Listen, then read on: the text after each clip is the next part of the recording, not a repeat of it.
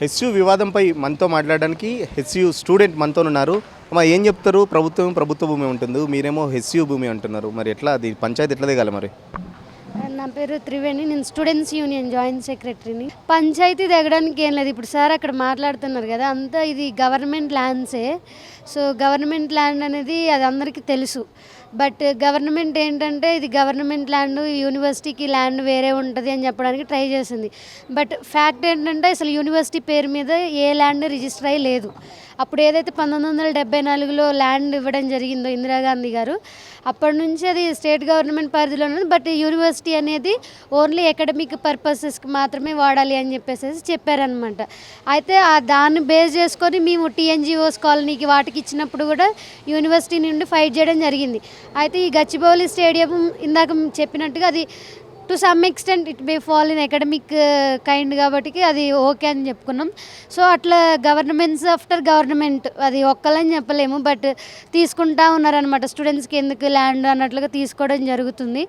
So అది government land అనేది ఫ్యాక్టే. But అట్లని అక్కడున్న అంటే ఎన్విరాన్మెంటల్ ఆస్పెక్ట్ కన్సిడర్ చేసుకోకుండా, ఎడ్యుకేషన్ని కన్సిడర్ చేసుకోకుండా తీసుకోవడం అనేది కరెక్ట్ కాదని మేము చెప్తున్నాం. ఎందుకంటే ఇప్పుడు 400 రేపు యూనివర్సిటీ చెప్పలేము కాబట్టి మేము అంటే ఆ ల్యాండ్ అనేది యూనివర్సిటీ పేరు మీద లేదని ఒక పేరుతోని గవర్నమెంట్ ఆ ఆర్గ్యుమెంట్ని ముందుకు తీసుకొచ్చి ఇది మా ల్యాండ్ యూనివర్సిటీ ల్యాండ్ కాదని చెప్తుంది. ఇప్పుడు యూనివర్సిటీ అంతా గవర్నమెంట్ ల్యాండే.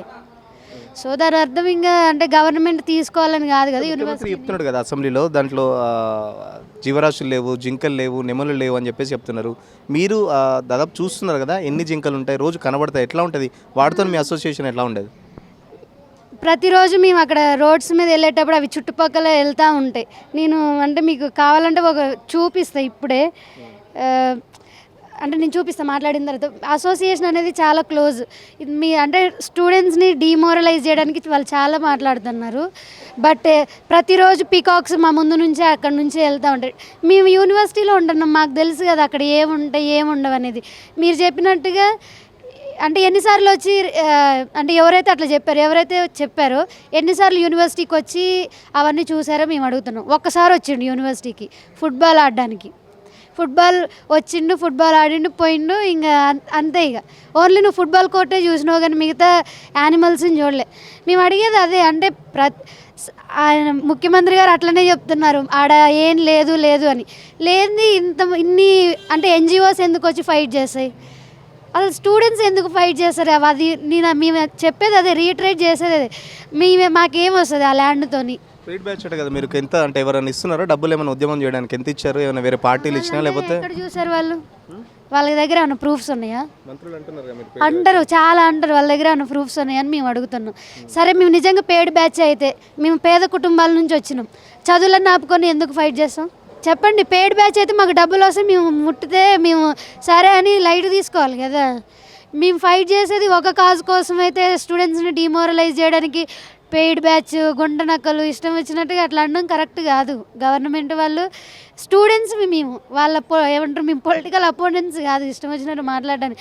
మేము ఫైట్ చేసేది జెన్యూన్ కాజ్ కోసం ఫైట్ చేసినప్పుడు గవర్నమెంట్ వాళ్ళని వచ్చి స్టూడెంట్స్తో మాట్లాడమానండి. ఎందుకు అక్కడ ఉండి ఆడేం లేవు లేకపోతేనేమో పెయిడ్ బ్యాచ్ ఇష్టం వచ్చినట్టుగా అనడం కరెక్ట్ కాదు. మేము అది అసలు అన్యాక్సెప్ట్. అది మా డిగ్నిటీకి మేము ఏమంటారు, మా డిగ్నిటీ మీద దెబ్బతీసినట్టు అది మేము చెప్పాలనుకోండి. మేము పెయిడ్ బ్యాచ్ కాదు, ఏ బ్యాచ్ కాదు, మేము అప్పటి నుంచి అదే చెప్తున్నాం.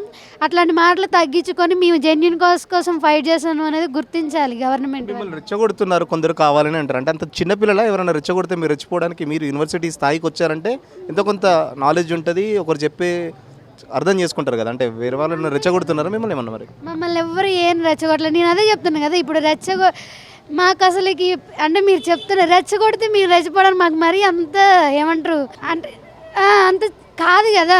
మేము పిహెచ్డీ చేశాను, నేను జేఆర్ఎఫ్ స్కాలర్ని. ఫస్ట్ అటెంప్ట్లోనే ఫస్ట్లో జనరల్లో క్లియర్ చేసిన. సో మరి కొంచెం మాకు ఉంటుంది, ఆలోచించేది ఉంటుంది. అట్లా మరీ ఏమంటారు ప్రొవోక్ అయ్యేంత ఏమంటారు సెన్స్లెస్గా అయితే ఎవరు ఉండరు. సరే ఒక్కళ్ళిద్దరు అంటే ప్రొవోక్ అవుతారు, యూనివర్సిటీ అంతా ఎందుకు ప్రొవోక్ అవుతుంది? మనం కొంచెం అంటే బేసిక్గా ఆలోచించాలి. అంటే సంబంధం లేని వాళ్ళు కూడా ఫోన్ కాల్స్ చేసి అక్కడ బయోడైవర్సిటీ ఎఫెక్ట్ అవుతుందని కాల్ చేసి చెప్తున్నారు. మరి అంటే వాళ్ళు కూడా పెయిడ్ బ్యాచ్ అంటే గవర్నమెంట్ అందరికి ఏమంటారు ఎవరైతే మాకు పే చేస్తున్నారని వాళ్ళు అనుకుంటున్నారు అందరికి పే చేస్తుందా మరి నిన్న వేరే రాష్ట్రాల నుంచి దేశాల నుంచి కూడా కాల్ చేస్తున్నారు అంటే వాళ్ళకు కూడా పే చేస్తుందని అర్థం. ఎన్ని లేక్స్ ఉన్నాయి ఓవరాల్గా యూనివర్సిటీకి సంబంధించి ఇప్పుడు ఈ 400 ఎకరాల్లో ఎన్ని లేక్స్ ఉన్నాయి? ఇప్పుడు కరెంట్గా అయితే 2 లేక్స్ ఉన్నాయి, పికాక్ లేక్, బఫెల్లో లేక్. ఆ నేమ్స్ వచ్చింది కూడా అక్కడ బఫెల్లోస్ పికాక్స్ ఉంటాయని వాటికి. ఇంతకుముందు ప్యారెట్ లేక్ అని కూడా ఒకటి ఉండేది ఇందాక చెప్పినట్టుగా, అది డ్రై అప్ అయిపోయింది. ఇది అసలు అంటే మనం జియోలాజికల్గా చూసుకున్నా కూడా హైదరాబాద్ అనేది మొత్తం రాతితో ఉంటుంది, ఎండలు ఫుల్గా కొడతాయి. మనం అట్లీస్ట్ ఈ మాత్రం చెట్లని కాపాడుకోకపోతే అసలు హైదరాబాద్లో మనం ఉండలేము. మేము అదే చెప్తున్నాం, ఇంతకుముందు చెప్పిన ఆస్పెక్ట్ కూడా అదే. అంటే ఇప్పుడున్న కరెంట్ టైమ్స్లో ఎన్విరాన్మెంట్ అనేది చాలా ఇమ్మీడియట్గా మారిపోతుంది. మనం దాన్ని ప్రొటెక్ట్ చేసుకోవాలి. ఇప్పుడు ఫ్లడ్స్ వచ్చినాయి, ఎగ్జాంపుల్ అనుకున్నాం, ఫ్లడ్స్ వచ్చినాయి. మనం ఎవరైతే గవర్నమెంట్ మమ్మల్ని అంటుందో వాళ్ళే ఫ్లడ్స్ వచ్చినాయి మీరు మేనేజ్ చేయలేకపోయారు, మళ్ళీ అప్పుడు ఎవరిని అంటారు? వాళ్ళే అంటారు మళ్ళీ. ఆ మేము గవర్నమెంట్కి ఇంకా మంచిగా మాట్లాడుతున్నాం కానీ చెడేం మాట్లాడట్లే కదా. మాకు అసలుకి ఆ గవర్నమెంట్ మేమెన్నుకున్నది, మేమెందుకు మిమ్మల్ని ఏదో మమ్మల్ని చేశారని కాదు. మేము కాన్స్టిట్యూషనల్గా ఎంత మంచిగా వెళ్ళి చేద్దామన్నా కూడా గవర్నమెంట్ వాళ్ళు మీరు ఇందాక అక్కడ విన్నట్టు ఏదో ఒక మాటలు చెప్పి మమ్మల్ని డిమోరలైజ్ చేయడం జరుగుతుంది. సో మీరు ఏవైతే డౌట్స్ ఉన్నాయో మేము ప్రతిసారి రీఇటరేట్ చేసేది అది, ఇది పొలిటికల్ మోటివ్స్ కోసం మమ్మల్ని ప్రొవోక్ చేస్తున్నారని అది పొలిటికల్గా చేస్తూ ఉన్నారు. మేము పోయేది ఓన్లీ సపోర్ట్ కోసమే వాళ్ళ దగ్గరికి. మేము ఏది పెయిడ్ బ్యాచ్ కాదు, ఏం కాదు. అసలు మాకు డబ్బులు మేమేం తీసుకోవాలి. అసలుకి ఒకవేళ తీసుకొని ఏదైనా ప్రూఫ్స్ ఉంటే మాత్రం ఇప్పుడే ముందుకు తీసుకురమ్మని మేము కూడా అడుగుతున్నాం. అసలు మేము ఎందుకు పెయిడ్ బ్యాచ్ అయితే అసలు క్వశ్చన్ అసలు ఆ స్టేట్మెంటే wrong. We are frustrated with such kind of. Government చెప్తుంది అక్కడ పెద్ద ఐటీ పార్క్ తీసుకొస్తాట, ఉద్యోగాలు తెస్తాట. మీ నిరుద్యోగ ప్రభుత్వం కదా వాళ్ళందరూ, మీ నిరుద్యోగులందరికీ ఉద్యోగాలు ఇస్తుంటే ఎందుకు అడ్డం పడుతున్నారు మరి మీరు? 6 గ్యారంటీలలో ఏముంది, ఒకటి మండలానికి ఒక ఇంటర్నేషనల్ స్కూల్ అని ఉంది, కట్టారా దాన్ని? మరి అది కూడా డెవలప్మెంటేగా. ముందు 6 గ్యారంటీలు ఏవైతే ఇచ్చారో అవి ఒక్కడు కూడా అవ్వలేదు. ఎందుకు మరి డెవలప్మెంట్ అని ఒకటే? అసలు అంత డెవలప్మెంట్ చేయాలని అనుకుంటే మరి ఉంచవచ్చు కదా యూనివర్సిటీకి ల్యాండ్. అది ఎడ్యుకేషన్ కూడా మనం అది ఏమంటారు హ్యూమన్ డెవలప్మెంట్ ఇండెక్స్ తీసుకుంటే ఎడ్యుకేషన్ అనేది one of the prime index to major development. So మరి ఎడ్యుకేషనల్ ఇన్స్టిట్యూషన్స్ ల్యాండ్స్ ఎందుకు తీసుకోవాలనుకుంటున్నారు?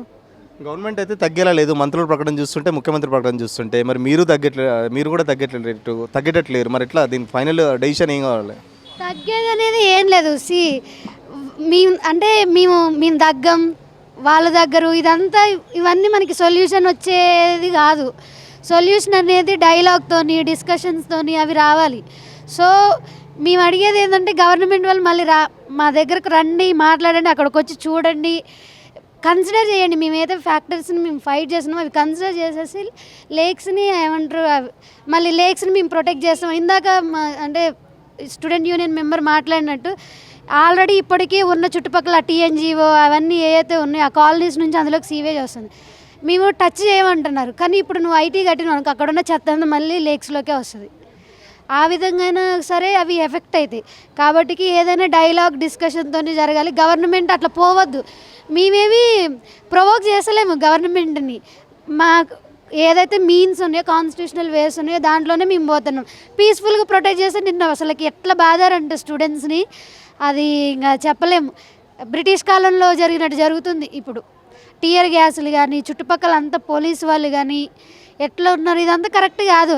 ఏదో మీరు అన్నట్లుగా మేము మీరు తగ్గొద్దు అనేది అసలు అది కాదు కాన్సెప్ట్. ఇక్కడ గవర్నమెంట్ కొన్నిసార్లు ఎట్లా అంటే మేము తగ్గమన్నా అంటే అది ఈగోలాగా తీసుకోవద్దు.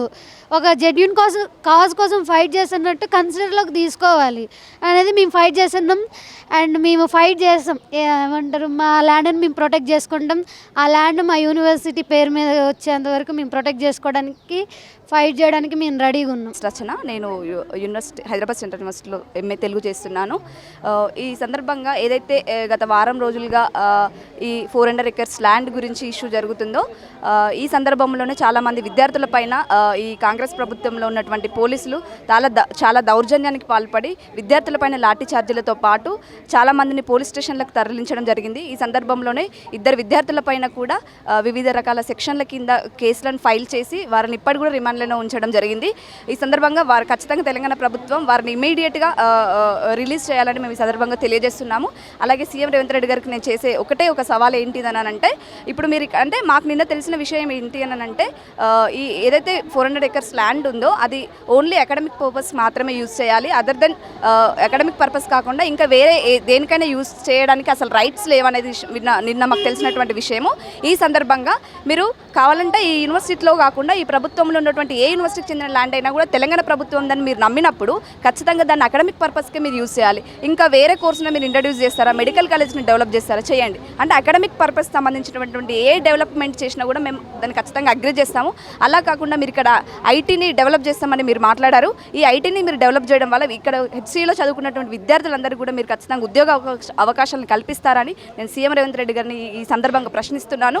ఈ యూనివర్సిటీలో చదువుకున్నటువంటి విద్యార్థుల్లో కాకుండా ఈ తెలంగాణ ప్రభుత్వంలో ఉన్నటువంటి ప్రతి ఇంటికి ఒక్కొక్క ఉద్యోగ అవకాశాన్ని మీరు డెవలప్ చేయబోయేటటువంటి ఐటీ ఇండస్ట్రీలో మీరు ఉద్యోగ అవకాశాలు కల్పిస్తారని నేను ఈ సందర్భంగా మిమ్మల్ని ప్రశ్నిస్తున్నాను.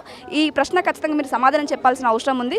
అదేవిధంగా మీరు ఎలక్షన్స్ క్యాంపెయినింగ్లో మీరు ఈ హామీలు మాకు అమలు చేయండి అని మేము ఏ రోజు కూడా అడగలేదు. మీరే మీకు ఇష్టమైనటువంటి హామీలను ఇస్తామనేసి చెప్పి ఇప్పుడు ఆ హామీలను అమలు చేసేటువంటి క్రమంలో మీ దగ్గర పైసలు లేక ఆ యూనివర్సిటీ ల్యాండ్ని ఆక్రమించుకున్నటువంటి కుట్రను మీరు చేస్తున్నారు. కానీ ఈ కుట్రను ఏమాత్రం మేము సహించము. ఖచ్చితంగా మా విద్యార్థుల నిరసనను పోరాటాలను ఖచ్చితంగా కొనసాగిస్తూనే ఉంటాము. చివరి క్షణం వరకు మాకు న్యాయం జరిగే వరకు కూడా మా ఉద్యమాన్ని మేము ఆపము. అదేవిధంగా ఇంకొక ముఖ్య విషయం ఏంటంటే గత ఎన్నికల్లో అంటే ఆంధ్రప్రదేశ్లో జరిగినటువంటి ఎన్నికల్లో సీఎం రేవంత్ రెడ్డి గారికి అక్కడ ఉన్నటువంటి ప్రజలు కానీ విద్యార్థులు కానీ ఏ విధంగా అయితే గుణపాఠం ఏ విధంగా అయితే వారికి అవమానాన్ని కలిగించారో అదేవిధంగా రాబోయే ఎన్నికల్లో కూడా ఈ తెలంగాణ విద్యార్థులు కానీ తెలంగాణలో ఉన్నటువంటి ప్రజలందరూ కూడా తలుచుకొని ఖచ్చితంగా మీకు కూడా అలాంటి అవమానం జరిగే రోజులు రాబోతున్నాయి. డెవలప్మెంట్ చేయాలంటే గవర్నమెంట్ ల్యాండ్ అక్విజిషన్ జరగాలి కదా, ఎందుకు మీకు అభ్యంతరం ఏంటి అసలు? ల్యాండ్ అక్విజిషన్ చేయడానికి ఇక్కడ ఐటీ పార్క్ తెస్తా అంటున్నాను, ఉద్యోగాలు ఇస్తా అంటున్నాను, ఏంటి మీకు అభ్యంతరం ఏంటి అసలు? అదే మేము అడుగుతున్నాం సీఎం రేవంత్ రెడ్డి గారిని. ఇక్కడ మీరు సరే డెవలప్ చేస్తాం అని అంటున్నారు కదా, ఇక్కడ ఐటీని డెవలప్ చేయండి. కానీ ఆ ఐటీ ఇండస్ట్రీలో ప్రతి ఒక్క విద్యార్థికి ఉద్యోగ అవకాశం కల్పిస్తామని మాకు హామీ ఇచ్చిన తర్వాతనే మేము ఆ ల్యాండ్ని మీరు ఆక్రమించుకోవడానికి మేము ఎట్లాంటి అవకాశాన్ని మేము ఇవ్వగలుగుతాం. ఖచ్చితంగా ఏదైతే రేవంత్ రెడ్డి బేషజాలకు పోకుండా యూనివర్సిటీకి ల్యాండ్ ఇవ్వాలని చెప్పేసి, ల్యాండ్ వచ్చే వరకు స్టూడెంట్స్ అంతా కలిసి కొట్లాడతామని చెప్పేసి స్టూడెంట్ అయితే చెప్తున్న పరిస్థితి. ఖచ్చితంగా భవిష్యత్తులో కూడా ఎలాంటి ఉద్యమాలైనా చేపట్టడానికి మేము సిద్ధం. గవర్నమెంట్ ఈగోకి పోకుండా చర్చలకు పిలిచి అవసరమైతే అక్కడ లోపల ఏం జరుగుతుంది, అక్కడ ఎన్ని లేక్స్ ఉన్నాయి, ఎన్ని జంతువులు ఉన్నాయి వచ్చి చూడండి, మేము పెయిడ్ బ్యాచ్ కాదు అని చెప్పేసి ఇంకొకసారి పెయిడ్ బ్యాచ్ అంటే మాత్రం బాగుండదని చెప్పేసి ఆ స్టూడెంట్స్ అయితే చెప్తున్న పరిస్థితి. వీడియో జర్నలిస్ట్ తరుణ్తో సురేష్ పల్లవి టీవీ, హైదరాబాద్.